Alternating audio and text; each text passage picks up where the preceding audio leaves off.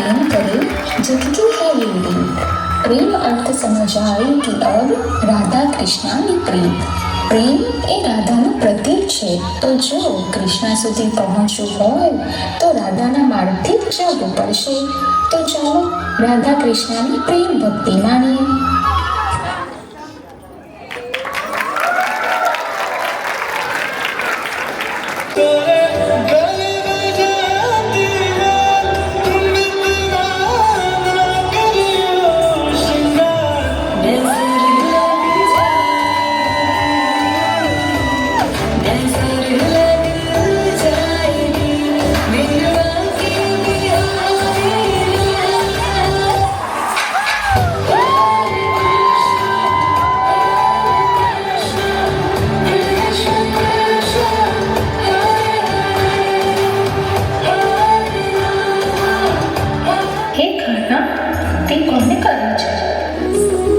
પરમાત્માનું સ્મરણ કરવાથી મનુષ્યના હૃદયમાં સમર્પણનો ભાવ થાય છે।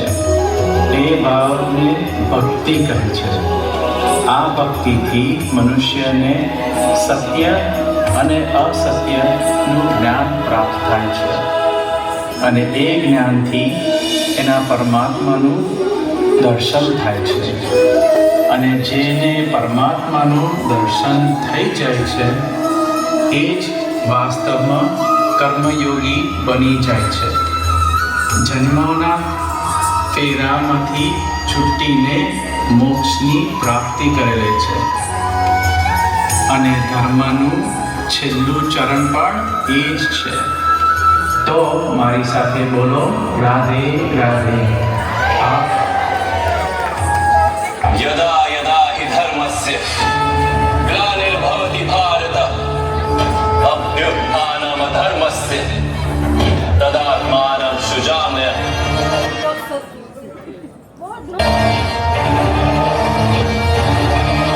परित्राणाय साधूनां विनाशाय च दुष्कृतां धर्म संस्थापनार्थाय संभवामि युगे युगे। તો મારી સાથે બોલો, રાધે રાધે। ચાલો આપણે જઈએ મથુરાના કારાગૃહની તરફ। હે વાસુદેવ, આ બાળક માનવ જાતિનો ઉછવાળ ભવિષ્ય છે। એમના યમુના પર નંદરાયને ઘરે આપ્યા। સ્વામી, તમે કઈ રીતે જશો? આ સિપાહીઓ અને જંજીરોનું શું કરશો? હે દેવી, હું કોણ છું કંઈ કરવા માટે? જેને આ કહ્યું છે એ દેખી લેશે। હે ભગવાન, મારા પુત્રની રક્ષા કરશો। બધા સિપાહી બેહોશ થઈ જાય છે અને કારાગૃહના બધા દ્વાર ખુલી જાય છે। વાસુદેવ કૃષ્ણને લઈને યમુના પર જાય છે।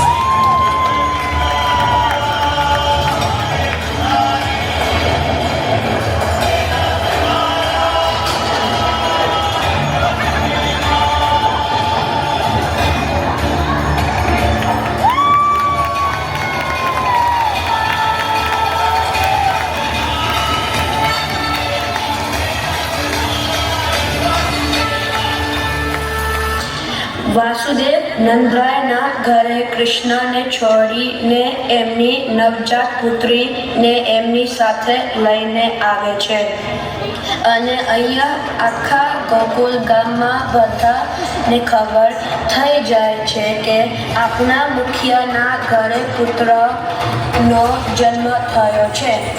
આ જન્મના અવસરને ગોકુલ નિવાસી હર્ષ ઉલ્લાસની સાથે મનાવી રહ્યો છે।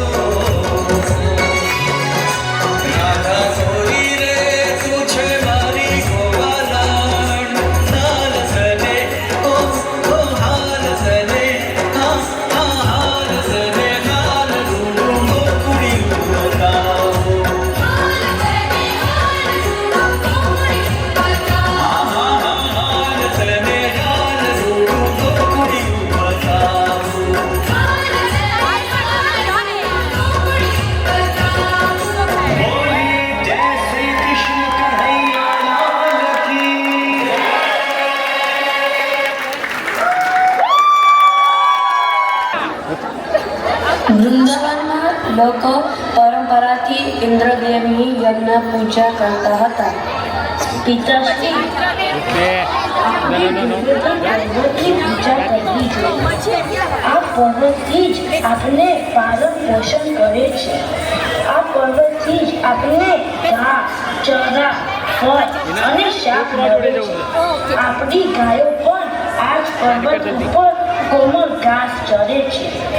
આ પર્વતથી જ આપણી રક્ષા કરે છે. ઇન્દ્રદેવ આ બધું જોઈને ગુસ્સે થઈ ગયા. ગામવાળા મારી પૂજાને બદલે પર્વતની પૂજા કરે છે. ઇન્દ્ર એક ગુસ્સામાં આવીને વૃંદાવન ઉપર ખૂબ જ મેઘ વરસાયો. વરસાદ એટલો બધો પડ્યો હતો કે આખું ગામ પાણીમાં ડૂબવા લાગ્યું. બધા લોકો ડરી ગયા. એમને કૃષ્ણ પાસે મદદ માંગી. કૃષ્ણ, કૃષ્ણ, કૃષ્ણ, કૃષ્ણ, કૃષ્ણ, કૃષ્ણ, કૃષ્ણ. કૃષ્ણ ભગવાને ગોવર્ધન પર્વત ઉઠાયો. બધા પર્વત નીચે આવી ગયા. ગોવર્ધન ધારીને જય જય હો, ગોવર્ધન ધારીને જય જય હો, ગોવર્ધન ધારીને જય જય હો. 7 દિવસ સુધી શ્રી કૃષ્ણ આ ગોવર્ધન પર્વતને એમની ટકલી આંગળી ઉપર ઉઠાવીને રાખ્યો. આ જોઈને તે દરમિયાન ઇન્દ્રદેવને એમની ભૂલ સમજાઈ અને એમને શ્રી કૃષ્ણને માફી માંગી.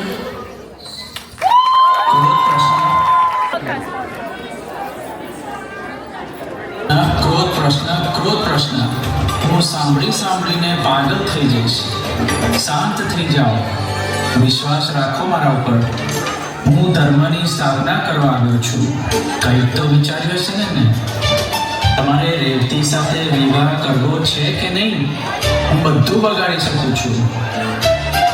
ત્યાં મહાદેવનો વસુકી ગરામાં શાંતિથી બેસી રહે છે અને અહીંયા શેષનાગ આખો દિવસ પ્રશ્ન પૂછ્યા કરે છે. કરવો છે કે નહીં પ્રશ્ન રામ? કરવો છે વિવાહ. તો હું કહું છું એ સાંભળો. તો ચાલો. ક્યાં? ફરીથી પ્રશ્ન પૂછો. યાદ રાખજો, જે સંબંધોમાં લડવાનું નથી, રીસાવાનું અને મનાવાનું નથી અને નાની મોટી લડાઈ નથી, એ સંબંધ એકલા દિમાગની ચાલાકીથી ચાલે છે, મનથી નથી હોતા. તો આ મનથી પ્રેમ કરો અને સંબંધો પ્રેમથી સંભાળો અને ખાટી મીઠી લડાઈનો આનંદ લો, કારણ કે એમાંય પણ પ્રેમ છે. તો ખુશીથી જીવન જીવો અને મારી સાથે બોલો Radhe Radhe.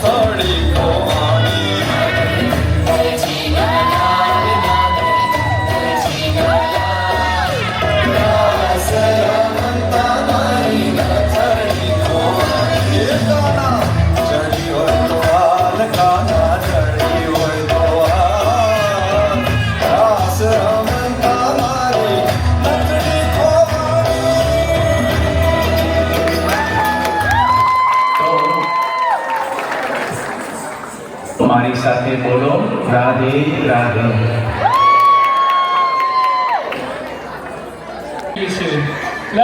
Now we're gonna have a dance performance. Are you guys ready for dance performance? This is really nice, I'm telling you. Now let's go on stage for the dance performance.